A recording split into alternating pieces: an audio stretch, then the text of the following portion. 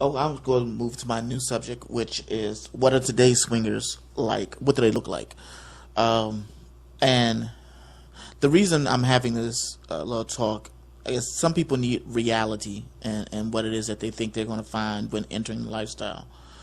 To be sure, there are definitely swingers out there who are gym rats, who look like somebody's model. Barbie and Ken. Yes, Barbie and Ken is what we tend to refer to them as. They take great pride in their bodies. They are on it. I mean, you can find some of them, but that's not majority of swingers. That is not your average swinger. People who are in the lifestyle still have regular lives. They usually have kids. They've got jobs, and their ability to devote that kind of time, or even the desire to do so, or even the desire to devote that kind of time to maintaining that type of form isn't there. That's not something that they want to do. It's not something that they need to do. Maybe they don't have the time to do it, even if they did desire to do it. Right. It took a whole lot of fat, grams, and calories to get this body looking the way it does, and I refuse to disrespect the process. Okay. So what you will find is that while swingers can come from as young as 21 and above, to 90.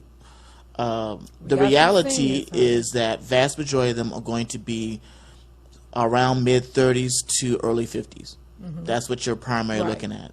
They're probably going to have kids and jobs, and they are going to be everyday people. They're going to put some pounds on. They're going to have... You mean the mailman might be a swinger too? The police officer, the teacher? All of the above.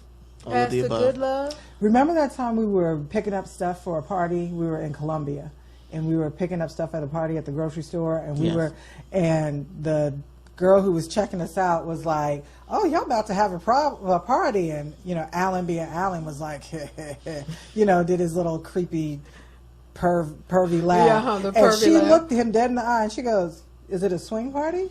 And Alan went, yeah, it is. Actually, yeah, it is. And Was she you goes, wrangling for an invite? "Oh," and she goes, "Yeah, I go to those," and he goes, "Well, what time do you get off?" Okay. Let's not miss no But opportunities here now. she was, just an everyday, ordinary person that that's you my point. run into every day. You see, checking you out, and it's funny because sometimes when I'm someplace and I pick up on someone, I'm like, I bet they're swingers. You just kind of have that sixth sense, but they're everywhere. Sorry, I interrupted you, and I apologize. No, but that is to point though.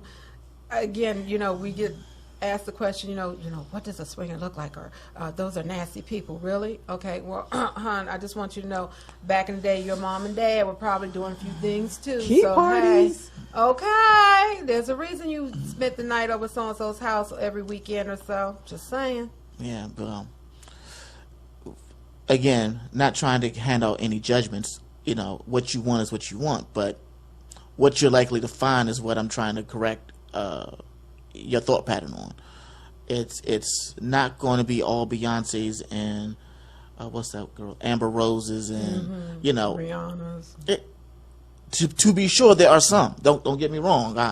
There's some really bad broads out there, but that is not typical, especially in the area that we live in, which is the Washington, D.C. metropolitan area. Folks got life, and life takes up time, and it is what it is. So don't come out thinking you're going to see starlets. That's generally speaking not what you're going to see. Right. And everybody isn't out there specifically for your amusement. Oh, I love you. Say it again, please. They're not out there specifically and solely for your amusement.